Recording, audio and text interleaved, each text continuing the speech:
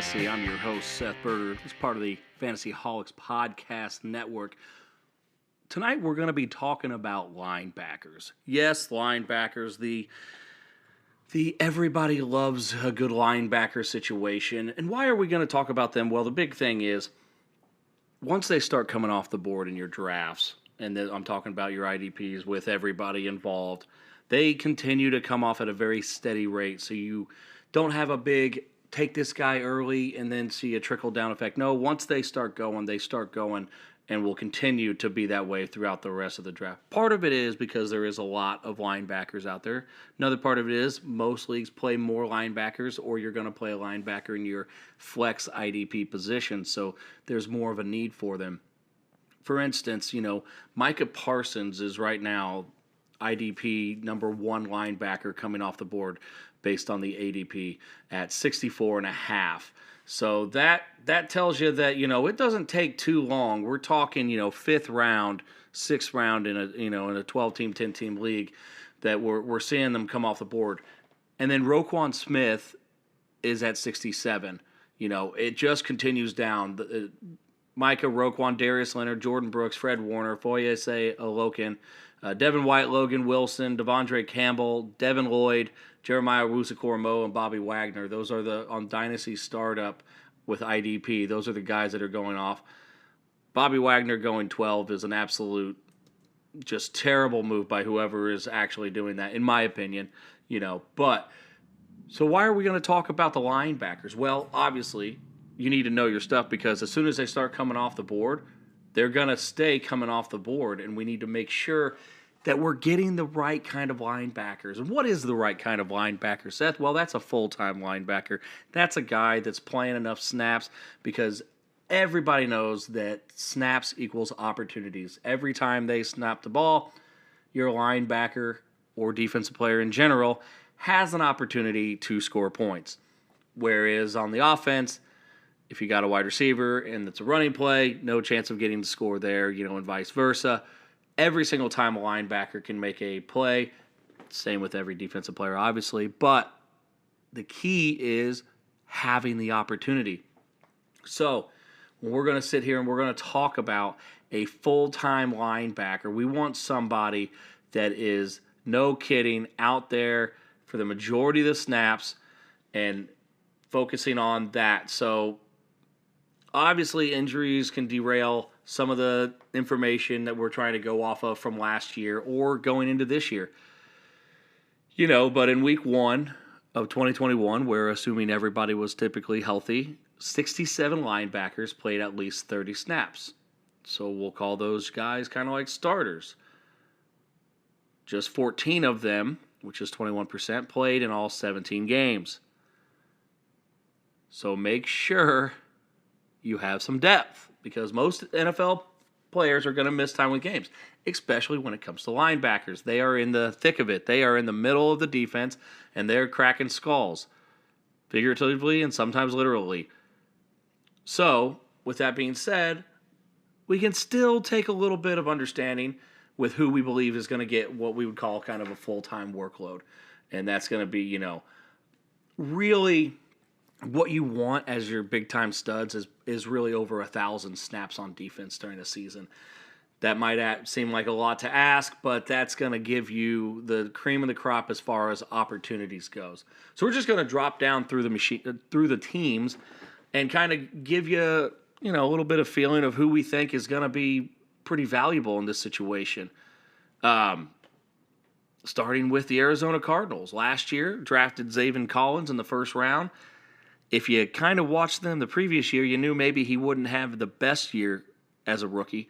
Isaiah Simmons was the first-round linebacker the year before and didn't get a lot of playing time. But Zaven Collins, we expect to kind of walk into a full-time job this year with Jordan Hicks leaving to go to Minnesota. They need a new full-time guy. Hicks was great, big-time tackle guy. And even Isaiah Simmons might be a guy that you can give a little bit of an edge to, but I don't think Isaiah Simmons is going to be kind of in that full-time guy because he's going to line up at edge. And when we line up at edge, we're not talking about actually playing linebacker. So there's a chance that Collins is going to be the top IDP linebacker this season because of the volume of linebacker snaps, taking over for a guy like Jordan Hicks, where we saw in this defense with this team that there's an opportunity for them to be successful. And then one other thing that I think is imperative to actually know and understand is, are the linebackers in this defensive scheme actually getting on the field? So, for instance, the Cardinals last year, in every game played, in every snap played, they averaged 1.87 linebackers on the field. 1.92 on first downs, 1.79 on third downs. So they are one of the higher teams as far as that goes. Texans were number one at 1.94 linebackers per game, and the Packers were worst, followed by the Ravens. So it was 1.36 for the Packers, 1.46 for the Ravens. Then Titans, Dolphins, Broncos, Chargers were all at the bottom of the list, while the top of the list was Texans, Vikings, Cardinals, Patriots, Eagles. So understanding that you're going to have the opportunity based on how the defensive coordinator wants to scheme the league is imperative as well. I mean, you're going to just get a little bit of an edge up on your competition and really understanding what teams maybe that second linebacker could be worth it for. Isaiah Simmons absolutely could be worth it on this team because they play two linebackers almost the entire season, just under two. So you're going to have a lot more snaps than, say, the Packers' second linebacker or the Ravens' second linebacker, so on and so forth. So knowing that, I definitely say Zaven Collins is going to have a ton of snaps, barring injury. Isaiah Simmons is also going to be up there in snaps. Maybe not as high, but still, he is a guy that will also possibly get some of those snaps at edge, so you might get some of those boom plays. But Zaven Collins is the guy I'd go after regarding Arizona. Looking at Atlanta, this one's a little messy. Deion Jones has been a monster there for years, but man, he did not play well in 2021. Foye Olokin really took over the reins there, and now he's out of town. But there's also rumors that Deion Jones might not even make it out of training camp as a Falcon. And they don't have a lot behind them. Mikael Walker was all right. Rashaan Evans was a kind of a bust first rounder for the Titans that's came over. And at least they drafted Troy Anderson in the second round of this year's draft, and that's the guy that I feel the most confident about. But I don't think he's going to get over that 1,000 snap count this year because I think they're going to ease him in early. Later in the year, you might see those high percentages, but he's not going to get the opportunity for the whole year, in my opinion. But he's the guy that I would possess coming out of that team. Now we look at the Baltimore Ravens, and shockingly for a team, that had Ray Lewis, that had C.J. Mosley, they're probably not going to give any linebacker what we would consider a full-time role.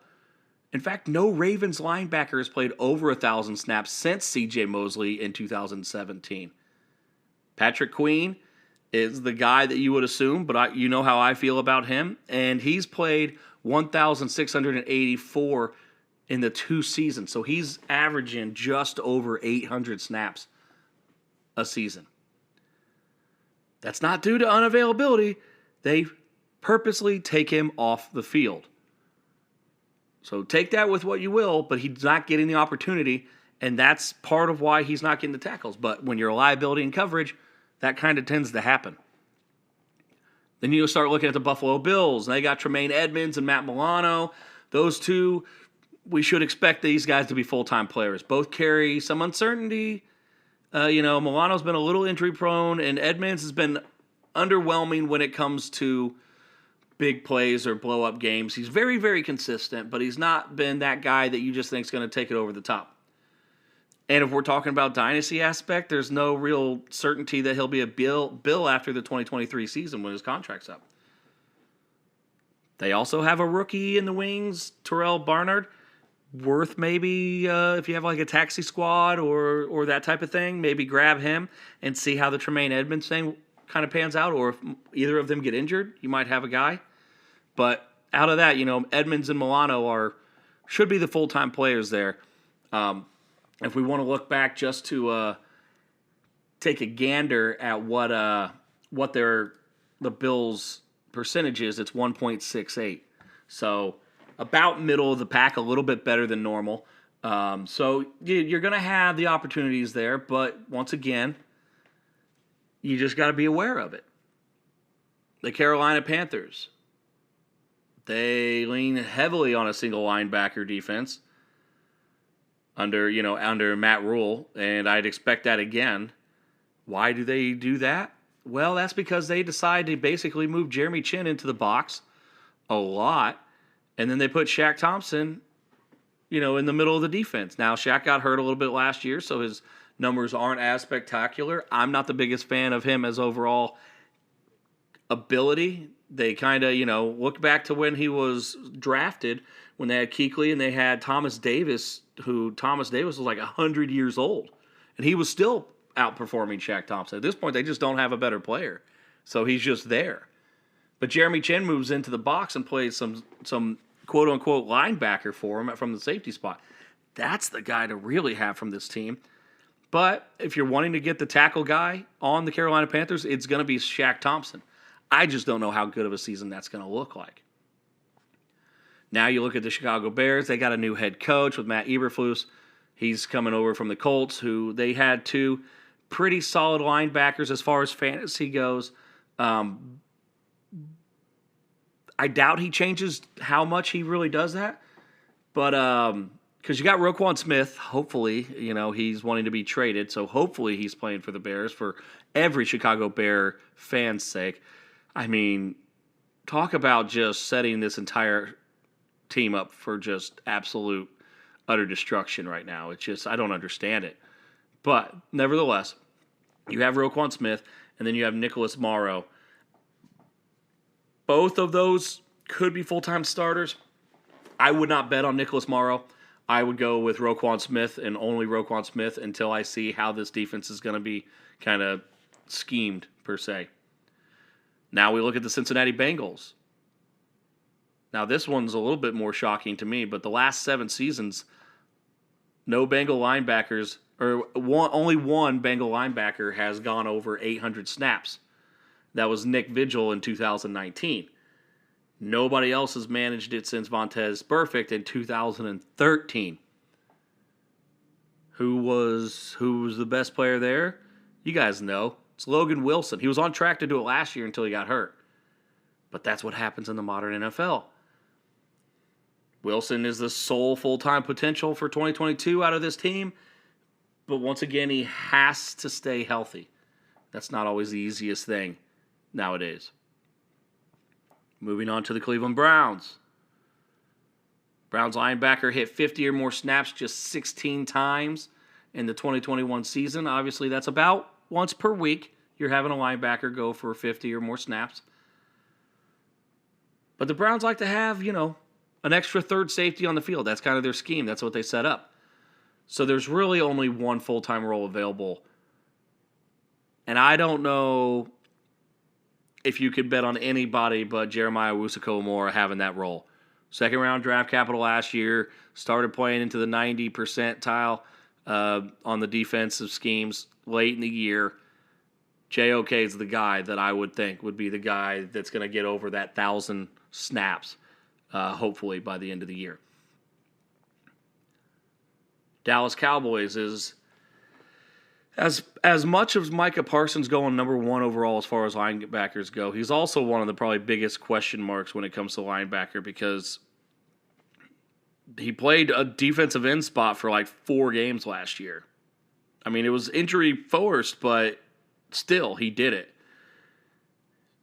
And, I mean, he was an edge rusher, probably around 20 to 25% of his snaps last year. I mean, he was one of the least efficient linebackers in the NFL when it comes to tackling last year, regarding that he only made a tackle on 7.7% of snaps. That's no secret from my previous podcast. I said if he wants to become an elite linebacker in fantasy, he's got to get the tackle numbers up.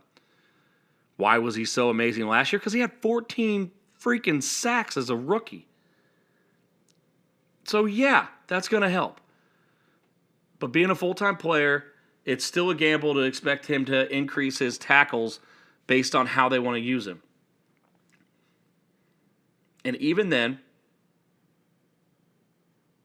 I wouldn't choose a Leighton Vander Esch or any other linebacker on this team because the weekly top linebacker not named Micah Parsons last year only averaged around 47 snaps last season. Moving on to the Denver Broncos, I don't think there's going to be a full-time linebacker for this team. The only guy that the guy that's early on might have a chance is Josie Joel.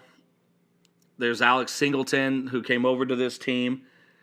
But as far as a guy that's going to get over 1,000 snaps on this Denver Broncos defense as a linebacker, I'm not seeing it. I just think they're going to do a rotation. I don't think it's going to work out great. Going to the Detroit Lions, the guy that people want to talk about is Alex Anzalone. He played just about every snap for the Lions in the first 12 games last season before getting hurt, and then just played 20 more snaps all season. It's because he's bad.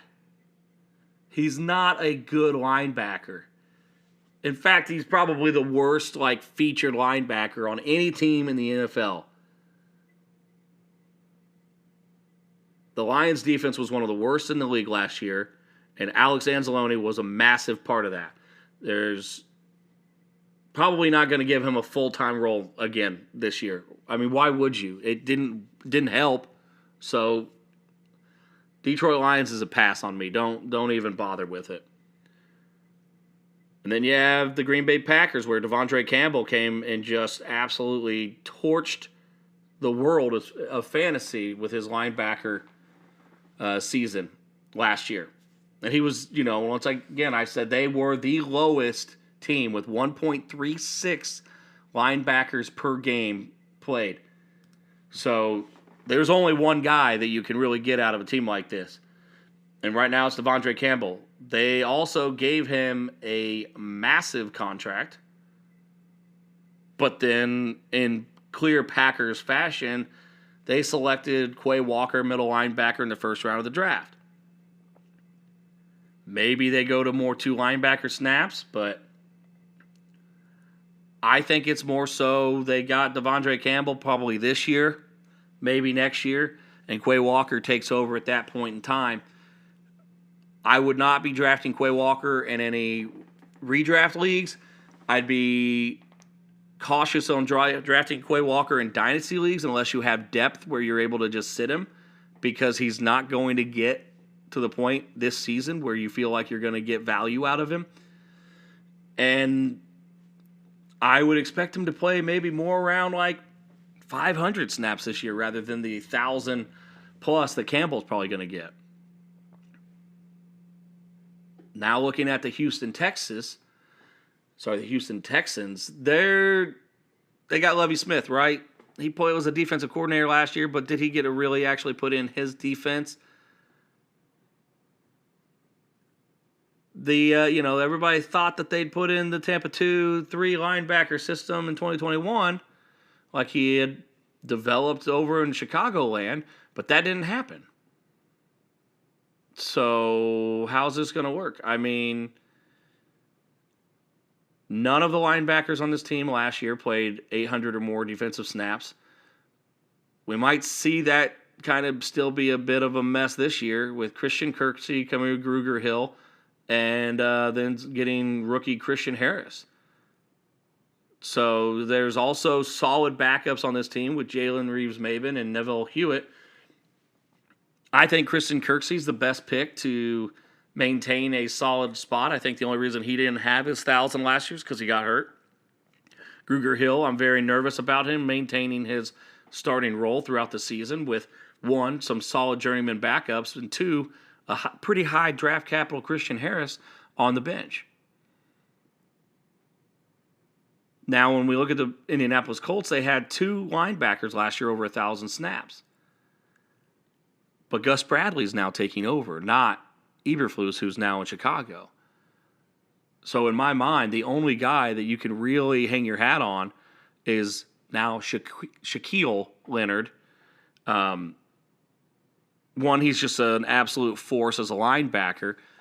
But I am very concerned about some of the injuries that he's had, especially to his back. That significantly scares me because you need to be able to be upright, be able to have your head on a swivel, be able to turn, adjust, to make tackles, to make plays, to be able to meet people at the point of attack. So, not to say I'm not a little worried, but there's no other linebacker that I'd want in this scheme.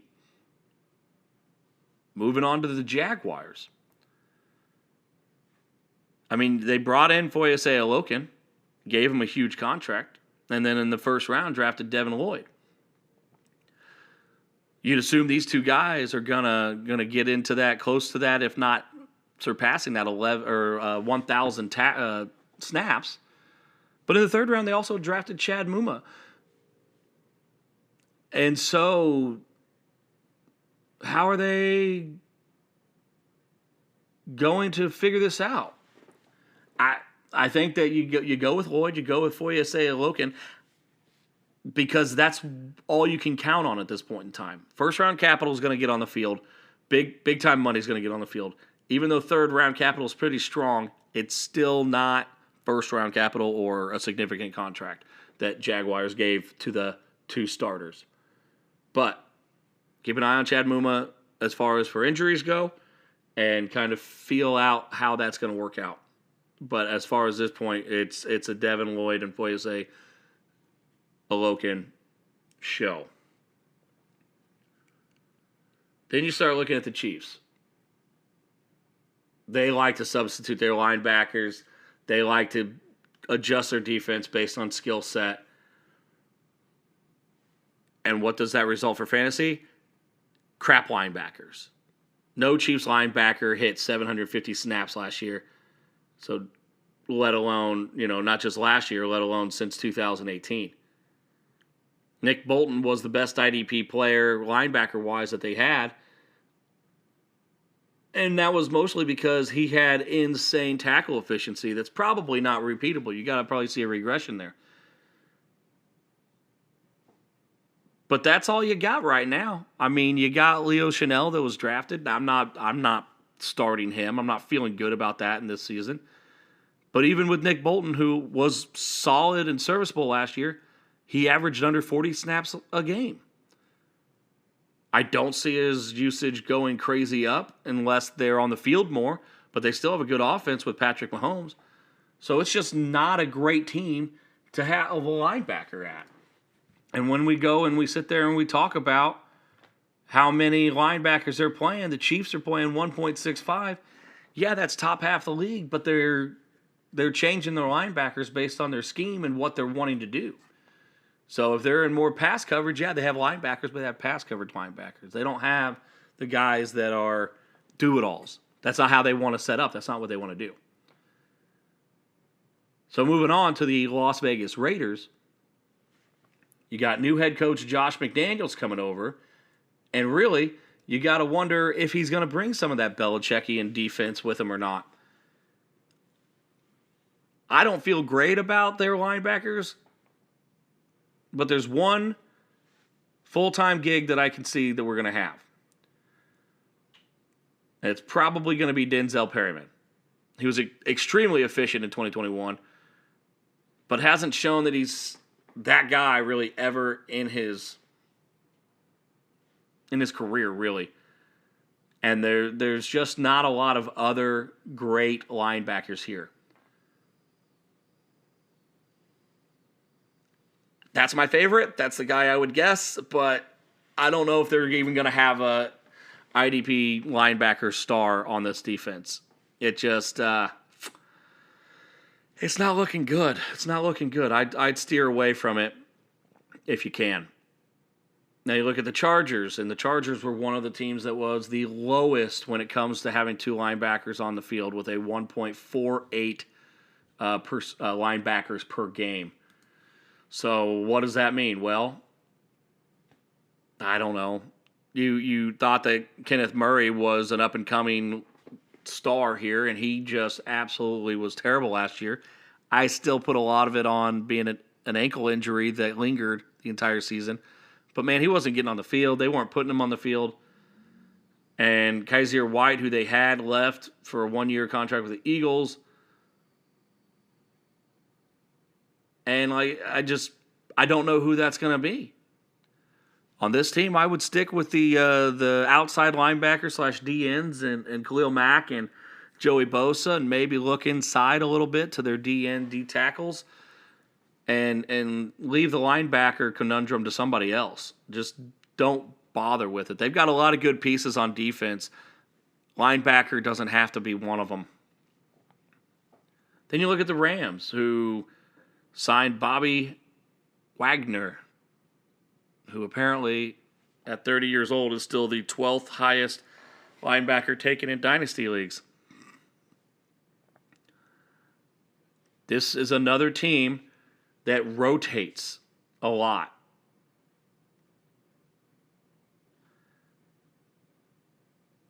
It's one of those teams that I was surprised Bobby Wagner went to this team, because it just doesn't, to me, feel like it's going to suit him. They had a significant group of people that just seem to want to try to get Ernest Jones on the field last year. And now Ernest Jones was a third-round pick in 21 and played around 440 defensive snaps in 11 games. So that's about, obviously right on 40 snaps per game average, which still isn't 1,000. Now, he did have a good game in the Super Bowl, and that might help. But Bobby Wagner signed to the team this offseason, and so Jones seeing full-time snaps is just not gonna happen with the current philosophy of how they do the single linebacker packages. I don't see Jones playing in front of Wagner, but I don't see Wagner having a great enough season or enough snaps. Once again, if he's taken over for Jones, who was averaging 40 snaps a game, that's not going to fly. You know how many snaps Bobby Wagner had last season with the Seahawks? 1,100. 1,100 plus snaps for Bobby Wagner in that defense. He's not getting anywhere close to that this year. One, the offense is too good to put him on the field that much. Two, he's not the coverage guy that he used to be, so he's not going to be out there on all downs, in all setups. He's just not.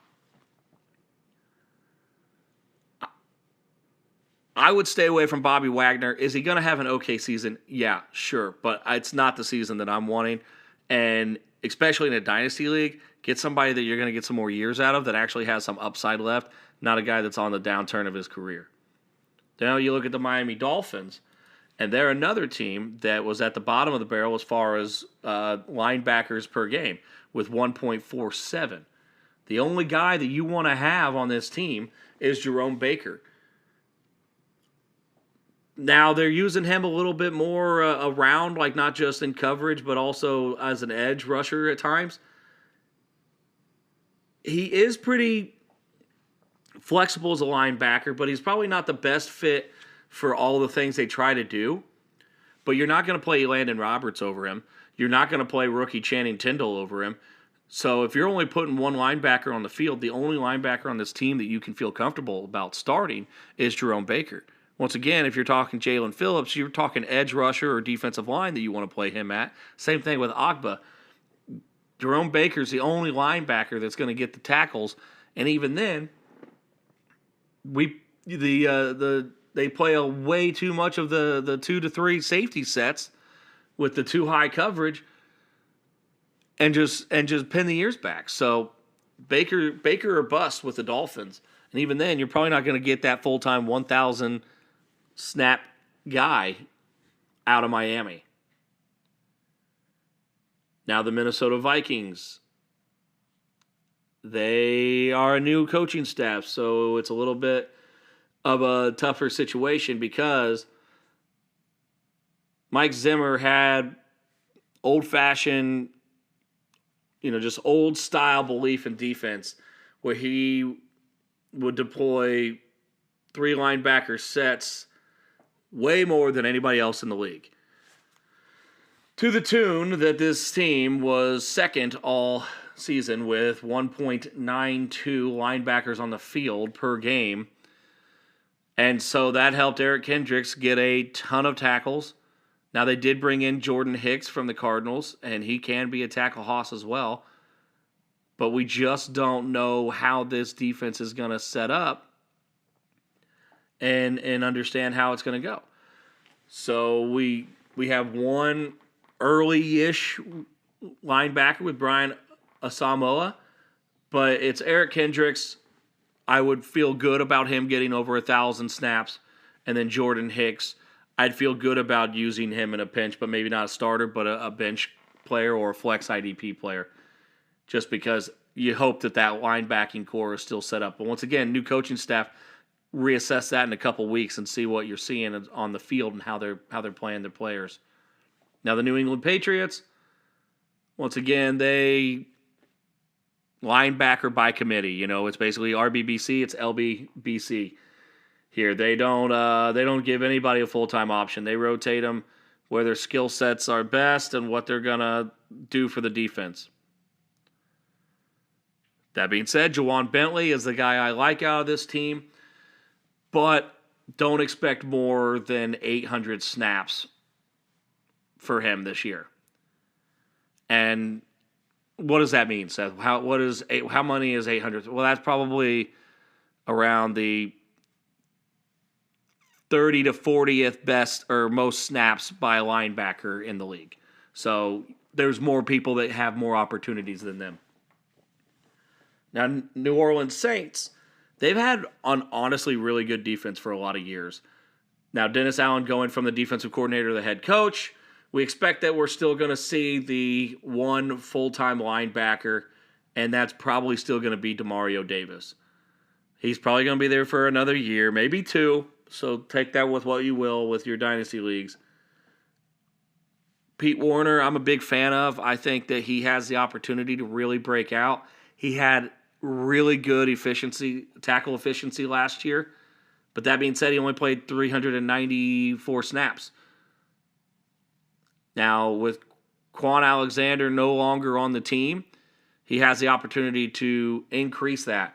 Alexander had 44 snaps per game last year, while Werner averaged 28.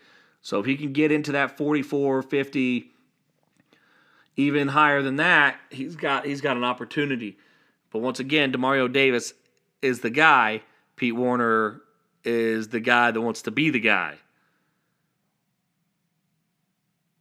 Looking at the New York Giants, you got Blake Martinez, who missed all season last year, pretty much.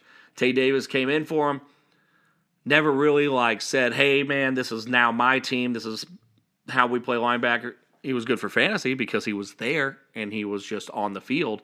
But he didn't wow anybody with his, capability or his athleticism or anything like that. That being said, Blake Martinez had most of his great years with the Packers. Since he's came over to the Giants, he's been okay. And when we start looking at snaps available to maybe that second linebacker, so if Tay Davis is going to have another good year, the last time the second linebacker on the Giants was over 800 snaps was in 2011. And over the last few seasons, they've been averaging around 500 snaps. Now, that being said, we have a new defensive coordinator. But that defensive coordinator comes from the Ravens, where they have been a single linebacker team as well. So I would not feel great about anybody outside of Martinez going into this season. Now, when you talk about the Jets, they had one of the worst defenses in the league. Not a very good offense either, so they were on the field a lot. C.J. Mosley was an animal last year. He also played 1,100 snaps. So anybody that's playing that many snaps could put up a good IDP season. He didn't have a good season if you look at the, efficiency ranking and everything like that. And he's played a lot of snaps in his career. Missed the last 2 years due to injury and the COVID. And with Robert Saleh possibly battling his reputation of a defensive-minded head coach and possibly for his job, he might have to go ahead and go with somebody else. Now, who would that be? Quincy Williams had a pretty good IDP season, but once again didn't really wow you as an overall player. Marcel Harris is another guy that's on the team, but not too impressed with him. It's just kind of a guy, Now you got Jamin Sherwood and Hassam Nazaruddin, who are completely unproven guys from last year's draft. So it's an issue. Mosley's a guy that I'd take because, to me, there's nobody else there that you can even get. If there was somebody they felt comfortable with, they probably would have let Mosley go because his cap number's insane. But they decided to hold on to him. So if that's the case, put him in your lineup until he's not in theirs. That's all I have to say about that. Put him in your lineup till he's not in theirs. Now we talk about the Eagles. One of the teams that's been a little bit more maybe hot and bothered on their linebackers because you get a lot of points out of the Eagles linebackers.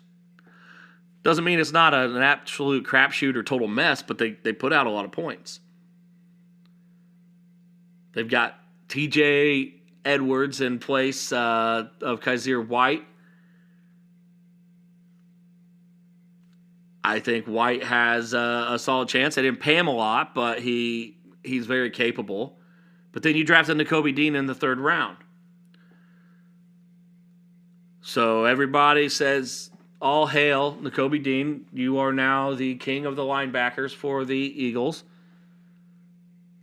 We'll see if he's a full-time linebacker this year. I'm not saying he's not going to go over 1,000 snaps this year, in my opinion.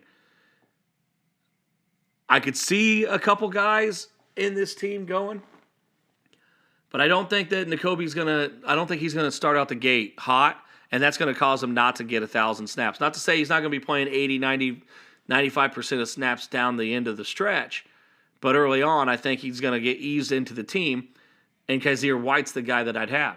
Now, if it was me, I'd have Kaiser White on my team, weeks 1 through 4, let him put up some great numbers, trade him. Hopefully you have Nakobe Dean or have a way to get him because he has been underperforming to a team that's like, wow, I thought I'd had a stud here. Most people aren't going to give up on a rookie after 4 games, but maybe sweeten the deal a little bit and get him on your team for the stretch run. But yeah, this is a team that could have 1 to 2 players over 1,000. This is also a team that could have none of them over 1,000 or even over 800. They could 100% go to just a rotational linebacker by committee situation. Now we look at the Pittsburgh Steelers. They are probably just a hard pass at linebacker. They brought in Miles Jack, who is a very athletic linebacker that's always seemed to underperform in his entire career. He's had a lot of benign, just kind of blah, and came in super hyped, kind of fell in the draft because of some knee thoughts, but he's had a respectable NFL career. But coming from the Jags over to the Steelers, I'm not excited about him. Devin Bush seems like he's a shell of himself before the injury. This is the Devin Bush is going to make or break year, but I don't think any of them are going to be what we would call a full-time role, and they're probably going to play somewhere between 40 to 50 snaps a game. Now the 49ers, San Francisco 49ers, the guy that I want to talk about isn't Fred Warner. I think Fred Warner is a full-time player. Let's just get that out of the way. He's going to be there for 1,000 snaps. Barring injury, he's going to be the guy. But I want to talk about the Dre Greenwall, Aziz Ashari debate. Greenlaw was injured really early in the year and never probably really got back to his full self. Aziz stepped in, played well as far as putting up fantasy points, but he was not the defensive player that you'd feel comfortable with as an actual defense having him on the field. That's why I think the Greenlaw is going to be the guy that you want. Greenlaw is going to be the guy that's going to be fantasy relevant this year. And he's also going to be the guy that's going to be fantasy relevant going forward. Al-Shaair could be a guy that goes somewhere really and blossoms after this year. But I just think that it's going to be Greenlaw and Warner. And those two guys are going to go over 1,000 snaps. And you're going to have some flexibility with Aziz. But it's not going to be him in barring any injury. But this is a team that I 100% think that they're going to have 2,000-plus snap guys. And that's going to be Greenlaw and Warner. Now, the Seattle Seahawks have led the NFL in defensive snaps the last 2 seasons.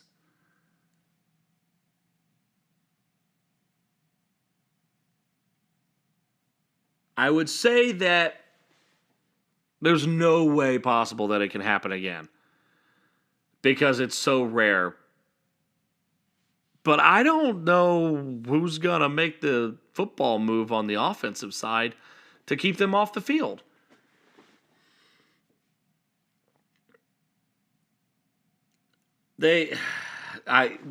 Jordan Brooks is going to be on the field the entire season. Is he going to get the 1,100 snaps that he got last year? No. No, I really don't think that they will. I think they're going to, as much as I say that I don't know how they're going to do it, I think they'll do it. They'll be better. There was 3 players with 1,100 snaps last year. Foye Olokin, Jordan Brooks, and Bobby Wagner. 2 of those guys were top 3 linebackers last year. The other one is Bobby Wagner. If you can't get it done with 1,100 snaps, Bobby, you ain't going to get it done with 800. Man, I'm like really being cold-blooded on Bobby Wagner. I'm sorry. I love Bobby Wagner. I just think that his career as a fantasy-relevant linebacker is all but gone. So I'll be nicer. I'm sorry, Bobby. Good luck winning a Super Bowl on your division rivals team because you just couldn't do it with yourself. But once again, volume is so important when it comes to IDP scoring, especially when it comes to linebackers. So if Brooks is going to continue to play this many snaps, then Jordan Brooks won't stay healthy. Once again, 21% of Week 1 starting linebackers played every game last season. That's a big freaking deal. 79% of your linebacking core will not play the entire season. Now here's the thing. They're not going to turn the world over and be one of the best defenses this year. It's just not going to happen that fast. And if they are going to be all over the field and Bobby Wagner's gone, then take a flyer on Cody Barton. He's getting the starting role. They're putting him in it. And he's a little bit of a popular name when it comes to IDP, but there's a lot of leagues that aren't really even paying attention to this guy yet.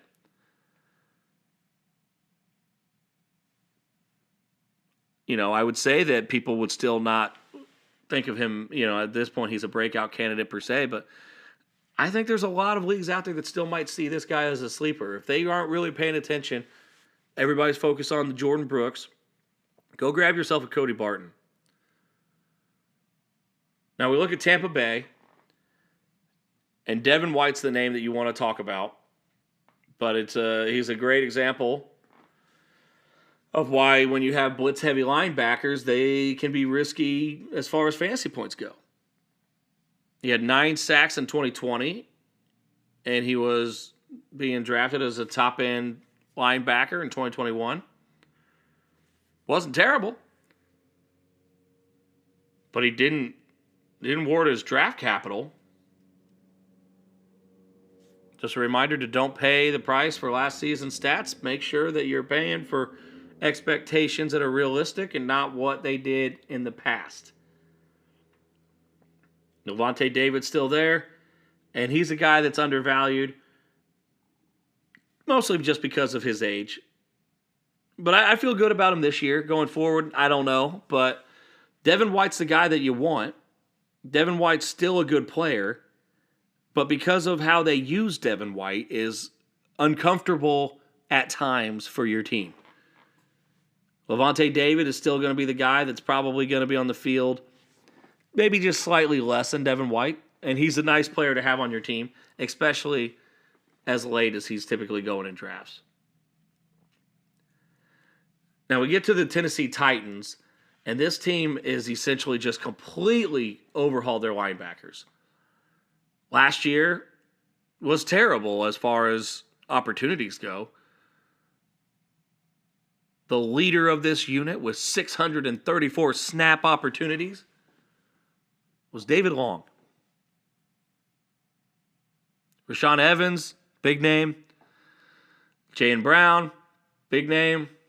Neither of them got to 500 snaps. Both those guys are now off the team. Now Long has some fans, or but I don't feel good about him. Honestly, Zach Cunningham, who came on in the middle of the last 5 games of the season, he only played 39 snaps per game. To me, I feel like that's more so of being, not as well versed in the playbook than anything else. Then you have Monty Rice, who as a rookie played 180 snaps. I don't think that, he could step up, but I don't think that I feel good about him. This is a camp situation to watch. As much as people think that David Long is probably the safest bet on the team, my gut instinct tells me that Zach Cunningham is going to be the linebacker to own on the Titans. I think they're going to be on the field more this year because I don't think that their offense is going to be anywhere near as good as it used to be. And then now that takes us to the Washington Commanders. Cole Holcomb, you mulleted, beautiful man, stay healthy, and expect him to get 1,000 snaps. Well, what about Jamin Davis? First-round draft pick, 580 snaps last year. A lot of it was because they came out and said he really didn't know the playbook. Ron Rivera, as I said earlier in the podcast, did kind of the same thing to Shaq Thompson. Thomas Davis was outplaying him. Shaq Thompson sat on the bench. Jamin Davis getting outplayed by Cole Holcomb and some other guys. Jamin Davis will sit on the bench. Rivera is a best player is going to play kind of guy, not draft capital, not anything else.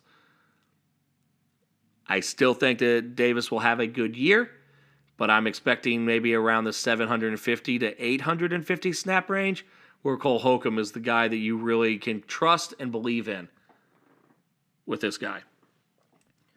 So we ran a little bit longer, but I wanted to go kind of all through each team, give a little bit of a rundown when it comes to linebackers. But once again, we're getting close to draft time. We're getting fewer and fewer days before you're going to have to make these decisions. So I want to make sure that I'm giving you as much information as possible. On top of that, one of my biggest league drafts is this weekend. I'm hoping that we'll be able to share a little bit of how that went next week and kind of talk through thought processes and kind of strategy between different owners and different team setups and how we're going there. But hey, don't just listen to me. We've got 2 other great podcasts as we talk about every week. The Fat Boys Dynasty podcast. They're really getting into the rankings now. They're diving in, and I'm really getting excited about that. I know a lot of people do dynasty drafts early, but if you're looking to start a dynasty league and it's going to be a startup, man, there's no better time than August right now to just get your friends together and expect to waste a whole lot of time to do it. Personally, you can do the long, drawn-out, 12-hour clock, or you guys can, get a couple handles and about 6 cases of beer and just figure this out. And some of the picks get real interesting that way. Still fun. But then we also have the flex for our redraft leagues. It's coming out typically Wednesdays, and that's another great podcast to get you ready for all that. But if you have any questions, you have any start 'em, sit 'em, draft questions, keeper questions, anything like that, hit us up on Facebook. Shoot us a message. We'll be here. We'll be here during the season for start sit questions on Sunday. So make sure that you're following us on Facebook at Fantasyholics, and just enjoy the preseason football as best you can because it's still preseason football, but it is football. So this is Seth signing off, reminding you that defense wins fantasies. We'll see you next week. This podcast has been presented by the Fantasyholics Podcast Network.